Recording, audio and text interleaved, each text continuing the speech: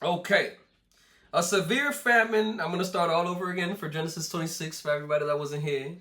Because we doing the recording again. A severe famine now struck the land. As happened before in Abraham's time, so Isaac moved to Gerar, where Abimelech, king of the Philistines, lived. The Lord appeared to Isaac and said, "Do not go down to the Egypt, but do as I tell you. Live here as a foreigner in this land, and I will be with you and bless you. I hereby confirm that I will give all these lands to you and your descendants. Just as I solemnly promised Abraham your father, I will cause your descendants to become as numerous as the stars of the sky, and I will give them all these lands. And through your descendants, all the nations of the earth will be blessed. I will do this because Abraham listened to me and obeyed all my requirements, commands, decrees, and instructions. So Isaac stayed in Gerar." Like, this is another thing. Like, so basically, what I'm reading, right, is telling me, and let me know if I'm wrong. It's telling me that like it's just Abraham. So like, comment below or let me know like what y'all think.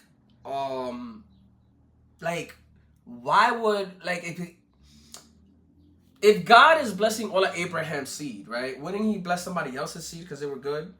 Like, what? I don't know. When the men who lived there asked Isaac about his wife, Rebekah, he said, "She is my sister." He was afraid to say, "She is my wife." He thought, "They will kill me to get her because she is so beautiful." But sometime later, Abimelech, king of the Philistines, looked out of his window and saw Isaac caressing Rebekah. Immediately, Abimelech called for Isaac and exclaimed, "She is obviously your wife. Why did you say she is my sister?" This is what I'm saying. "Because I was afraid someone will kill me to get her from me," Isaac replied. Like, these guys are cowards. Like, what's up with y'all? "How could you do this to us?" Abimelech explained. "One of my people might have easily have taken your wife and slept with her, and you would have made us guilty of great sin." Then Abimelech issued a public proclamation: "Anyone who touches this man or his wife will be put to death." Conflict over water rights. When Isaac planted his crops that year, he harvested 100 times more grain than planted. For the Lord blessed him. He became a very rich man, and his wealth continued to grow. He acquired so many flocks of sheep and goats, herds of cattle, and servants that the Philistines became jealous of him. So the Philistines filled up all of Isaac's wells with dirt. There were wells that had been dug by the servants of his father Abraham. Damn, they really dug up all his wells. That's tough. Finally, Abimelech ordered Isaac to leave the country. "Go somewhere else," he said, "for you have become too powerful for us." I don't think he said powerful, because you're weird. Like, you done offered your wife up. I don't know. Let me know. So Isaac moved away to the Gerard Valley, where he set up their tents and settled down. He reopened the wells his father had dug with the Philistines, had filled in after Abraham's death. Isaac also restored the names Abraham had given them. Isaac's servants also dug in the Gerard Valley and discovered a well of fresh water. But then the shepherds from Gerard came and claimed the spring. "This is our water," they said, and they argued over it with Isaac's herdsmen. So Isaac, you see, he has herdmen. Like, he's wealthy. What are we talking about right now? So Isaac named the well Ezek, which means argument. Isaac's men dug another well, but again there was a dispute over it. So Isaac named it Sitna, which means hostility. Abandoning that one, Isaac moved on and dug another well. This time there were no disputes over it. So Isaac named the place Rehoboth, which means open space. Rehoboth. For he said, "At the last, the Lord has created enough space for us to prosper in this land." All right. Now let's keep editing this video right quick. All right. So now that we got everything going on, hold on. We got to go back into YouTube. Okay, YouTube. And we're going to open chat simultaneously up. Okay? This is going to take a couple hours. Alright, so cool. Let's actually cut the verse. Gentlemen. Oh, wow. That's alright. We're back at it again. Back on Genesis 26. And now we are on the second page. Alright? So, from there, Isaac moved to Beersheba, where the Lord appeared to him on the night of his arrival. I am the God of your father Abraham, he said. Do not be afraid, for I am with you, and I will bless you. I will multiply your descendants, and they will become a great nation. I will do this because of my promise to Abraham, my servant. Then Isaac built an altar there and worshipped the Lord. He set up his camp at that place, and his servants dug another well. Isaac's covenant and Abimelech. One day, King Abimelech came from Gerar with his advisor, Ahuzath, and also Phicol, his army commander. Why have you come here? Isaac asked. You obviously hate me since you kicked me off your land. They replied, we can plainly see that the Lord is with you. So we want to enter into the sworn treaty with you. Hi, Key, hold up. Give me a second. Let's get this lighting situation up. I kind of don't like it like this. Let's get back to doing this like that. Okay? We're gonna need one light, maybe like this. Yeah, perfect. And we're gonna have one charging. So we're just gonna have one like on rotation. Let's do that. Yeah, that's better. Yeah, I like that better. Yeah. Hus. How y'all feeling? Alright, cool. Okay. So now we're gonna go back. Alright, we're gonna go back, and that very day Isaac's servants came and told him about a new well they had dug. We found wait. One day King Abimelech came from Gerar with his advisors, Ahuzath, and also Phicol, his army commander. Why have you come here? Isaac asked. You obviously hate me since you kicked me off your land. They replied, we can plainly see that the Lord is with you. So we want to enter into a sworn treaty with you. Let's make a covenant. Swear that you will not harm us, just as we have never troubled you. We have always treated you well and sent you away from us in peace. And now look how the Lord has blessed you. So Isaac prepared a covenant feast to celebrate the treaty, and they ate and drank together. Early the next morning, they each took a solemn oath not to interfere with each other. Then Isaac sent them home again, and they left him in peace. That very day, Isaac's servants came and told him about a new well they had dug. We found water, they exclaimed. So Isaac named this well the well Sheba, which means oath. And to this day, the town that grew up there is called Beersheba, which means well of the oath. At the age of 40, Esau married 2 Hittite wives, Judith and daughter of Berin. You know, what's up with that? Like, so I could have some double wives? Like, if you're Christian, you could have 2 wives right there. That's what it says. I know this was the olden days, man. I mean, I don't know. And daughter of Biri and Basma, the daughter of Elon. Ooh, not Elon Musk. Alright. But Esau's wives made life miserable for Isaac and Rebekah. Jacob steals Esau's blessing. One day when Isaac was old and turning blind, he called for Esau, his older son, and said, my son. Yes, father, Esau replied. I am an old man now, Isaac said, and I don't know when I may die. Take your bow and a quiver full of arrows and go out into the open country to hunt some wild game for me. Prepare my favorite dish and bring it here for me to eat. Then I will pronounce the blessing that belongs to you, my firstborn son, before I die.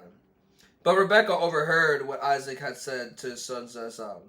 So when Esau left to hunt for the wild game, she said to her son Jacob, listen, I overheard your father say to Esau, bring me some wild game and prepare me a delicious meal. Then I will bless you in the Lord's presence before I die. Now, my son, listen to me. Do exactly as I tell you. Go out to the flocks and bring me 2 young goats. I'll use them to prepare your father's favorite dish. Then take the food to your father so he can eat it and bless you before he dies. But look, Jacob replied to Rebekah, my brother Esau is a hairy man and my skin is smooth. What if my father touches me? He'll curse me instead of blessing me. But his mother replied, then let the curse fall on me. Son, my son, just do what I tell you. Go out and get the goats for me. This is weird, bro. Like, what's up? Like this whole lineage is like kind of odd. Like what's up with all the sin and all the things they do at the beginning? Why do all of that? So Jacob went out and got the young goats for his mother. Rebekah took them and prepared a delicious meal, just the way Isaac liked it. Then she took Esau's favorite clothes, which were there in the house, and gave them to his younger son, Jacob. She covered his arms and the smooth part of his neck with the skin of those young goats. Then she gave Jacob the delicious meal, including freshly baked bread. So Jacob took the food to his father. My father, he said. Yes, my son, Isaac answered. Who are you, Esau or Jacob? Jacob replied, it's Esau, your firstborn son. I've done as you told me. Here is the wild game. Now sit up and eat it so you can give me your blessing. Isaac asked, how did you find it so quickly, my son? The Lord your God put it in my path, Jacob replied. Then Isaac said to Jacob, come closer so I can touch you and make sure that you really are Esau. So Jacob went closer to his father, and Isaac touched him. The voice is Jacob's, but the hands are Esau's, Isaac said.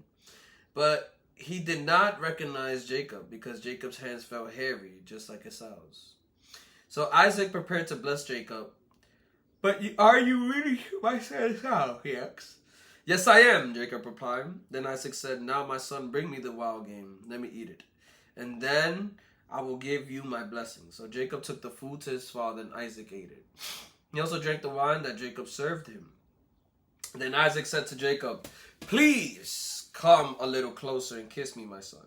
So Jacob went over and kissed him, and then Isaac caught the smell of his clothes. He was finally convinced, and he blessed his son. He said, the smell of my son is like the smell of the outdoors, which the Lord has blessed.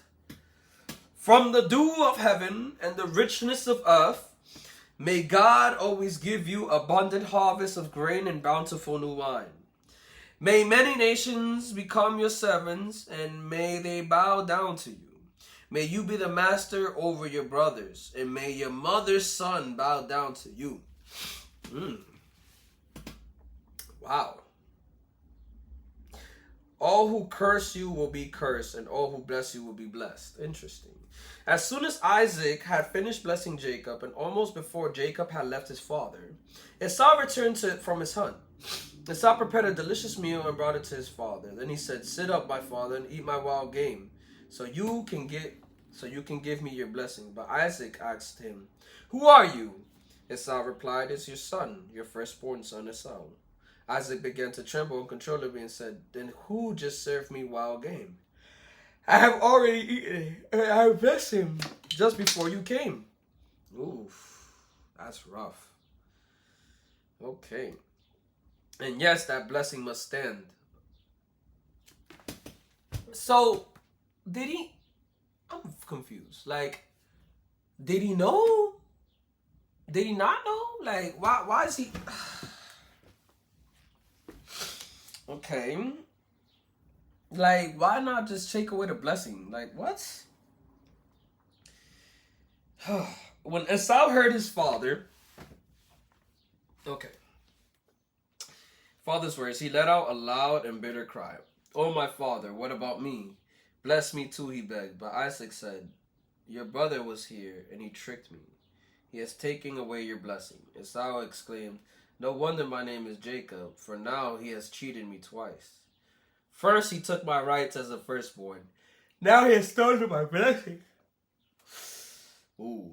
Haven't you saved even one blessing for me? Isaac said to Esau, I have made Jacob your master, and have declared that all his brothers will be his servants. I have guaranteed him an abundance of grain and wine that is left for me to give you, my son. To you, my son. Esau pleaded, but do you have only one blessing? Oh, my father, bless me too. Then Esau broke down and wept. Finally, his father Isaac said to him, oh, hold up. The blessing, Loki, seems like it's just the richness. You will live away from the richness of the earth and away from the dew of the heaven above. You will live by your sword and you will serve your brother. But when you decide to break free, you will shake his yoke from your neck.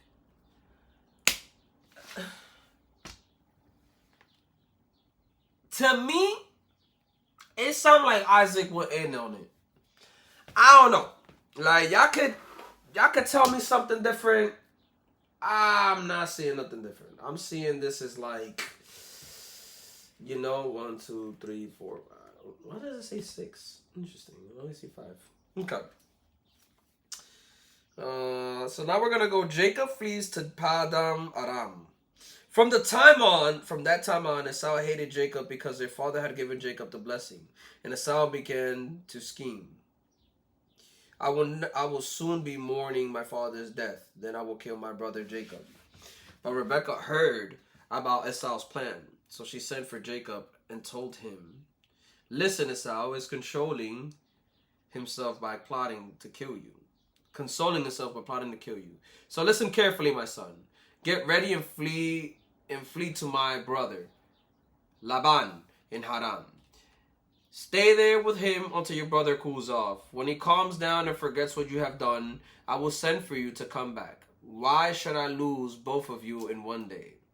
Then Rebekah said to Isaac, I'm sick and tired of these local Hittite women. I would rather die than see Jacob marry one of them. So Isaac called for Jacob, blessed him, and said, you must not marry any of these Canaanite women. Instead, go at once to Padam Aram.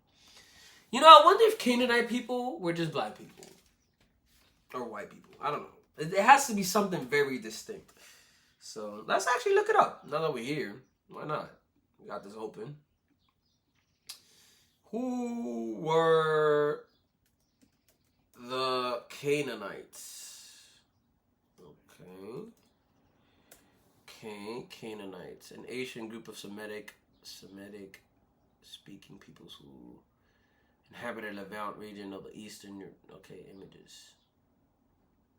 Okay. Oh, interesting. Canaanites. So, is Jesus a Canaanite or Israelite? Interesting. That's a good question.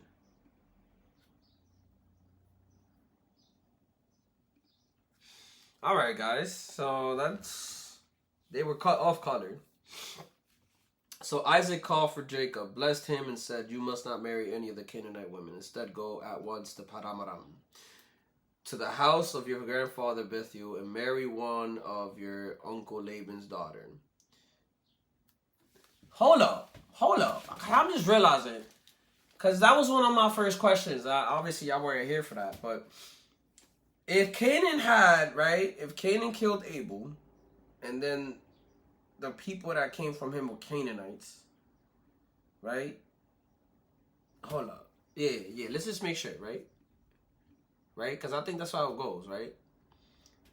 Were Canaanites descendants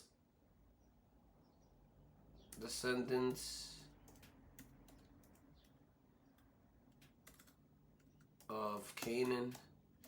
I'm pretty sure I read it, but this is so thick that it just be oof. Reveal that most descendants they are present in Lebanese. Ooh, interesting. Okay, lineage of Canaan. Yup.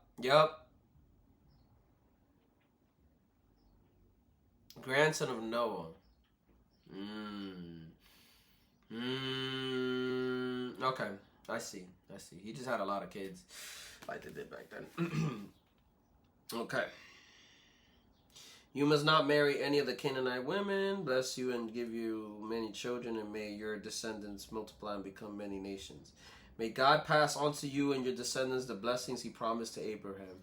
May you own this land where you are now living as a foreigner.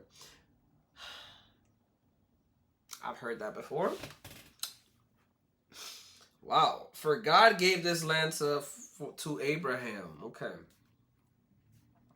So Isaac sent Jacob away, and he went to Padamaram to stay with his uncle Laban, his mother's brother, the son of Bethuel the Aramean. Esau knew that his father Isaac had blessed Jacob and sent him to Padamaram to find a wife, and that he had warned Jacob, "You must not marry a Canaanite woman." He also knew that Jacob had obeyed his parents and gone to Padamaram. It was now very clear to Esau that his father did not like the local Canaanite woman. So Esau visited his uncle Ishmael's family and married one of Ishmael's daughters. In addition to the wives he already had, his new wife's name was Mahalath. That's his cousin. That's like his first cousin at that, which is crazy. But okay, let's keep going. Mahalath. She was a sister of Nebaloth and the daughter of Ishmael, Abraham's son. Okay. Jacob's dream at Bethel. Meanwhile, Jacob left Beersheba and traveled toward Haran. Okay, actually, let's get this other light up there. Okay, let's finish this up. He was Paran gone to Paramara. It was now very clear to Esau that his father did not like the local Canaanite women, his new wives. Okay, let's put this lighter right here. Okay, because I got extra lights. Ooh, for some reason, I really don't like this one. I like this first one.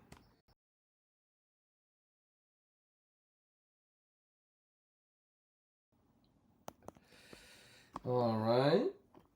We're gonna, there we go.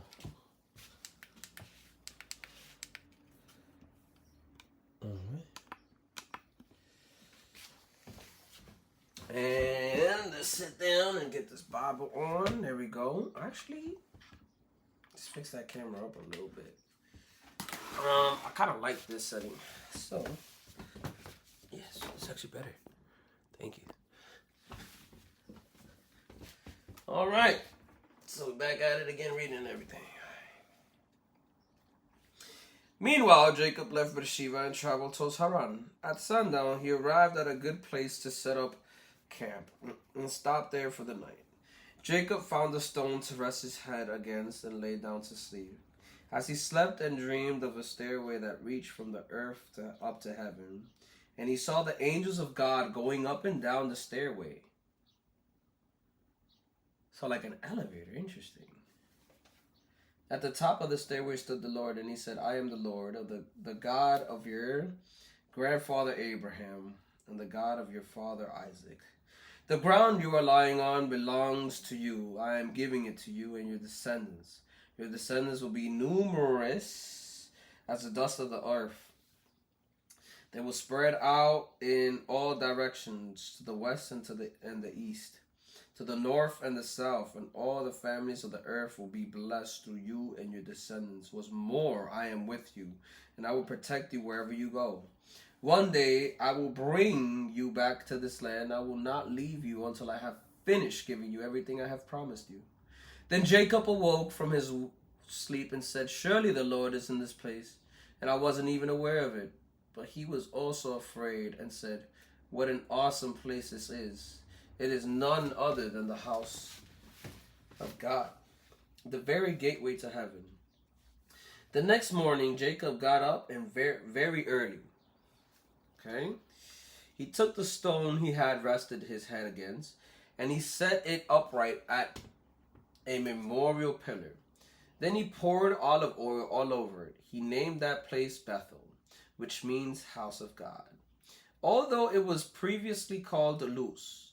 Then Jacob made this vow: "If God will indeed be with me and protect me on this journey, and if he will provide me with food and clothing, and I return safely to my father's home, Then the Lord will certainly be my God, and this memorial pillar I have set up will become a place of worshiping God.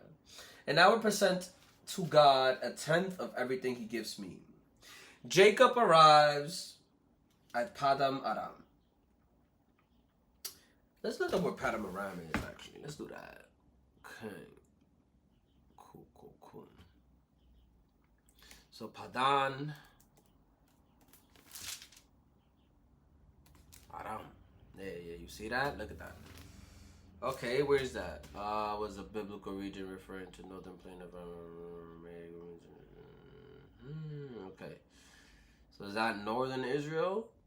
Can I get like a okay, Haran. So it's like modern day Syria. Got it. Okay, so that's modern day Syria. So he went to Syria. Got it. Then Jacob hurried on. Finally arriving in the land east, he saw a well in the distance, then flocks of sheep and goats lay in the open field.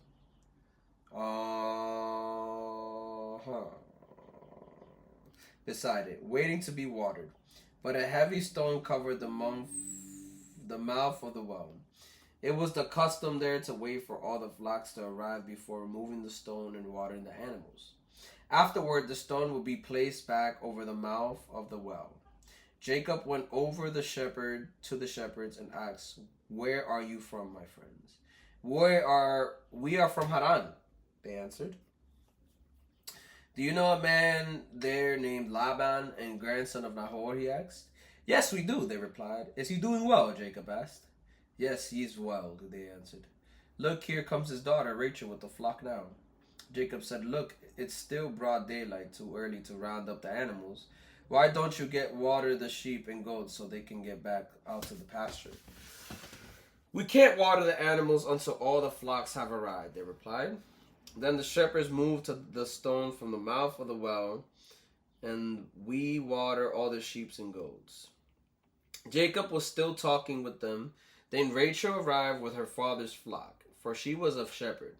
And because Rachel was his cousin, the daughter of Laban, his mother's brother, and because the sheep and goats belonged to his uncle Laban, Jacob went over to the well and moved the stone from his mouth and watered his uncle's flock. Then Jacob kissed Rachel, and he wept out loud. He explained to Rachel that he was her cousin on her father's side. What the son of her aunt Rebecca. So Rachel quickly ran and told her father Laban. But why kiss her? Like, what was... If you know that's your cousin, why you kissing your cousin? Like, I don't... This is weird, bro. This is weird. I don't know. Okay. As soon as Laban heard that his nephew Jacob had arrived, he ran out to meet him. He embraced and kissed him and brought him home. When Jacob had told him his story, Laban explained, "You really are my own flesh and blood." Jacob marries Leah and Rachel. He marries two of his cousins. Great. After Jacob had stayed with Laban for about a month, Laban said to him, "You shouldn't work for me without pay. Just because we are relatives, tell me how much your wages should be." Now Laban had two daughters. The older daughter was named Leah, and the younger one was Rachel. There was no sparkle in Leah's eyes. That's an interesting way of calling her ugly. But Rachel had a beautiful figure and a lovely face. Damn. So he kind of so basically he gave him a 2-for-1 special, because like he had an ugly daughter. Like, yo, like what's up with this? Like, yo, like,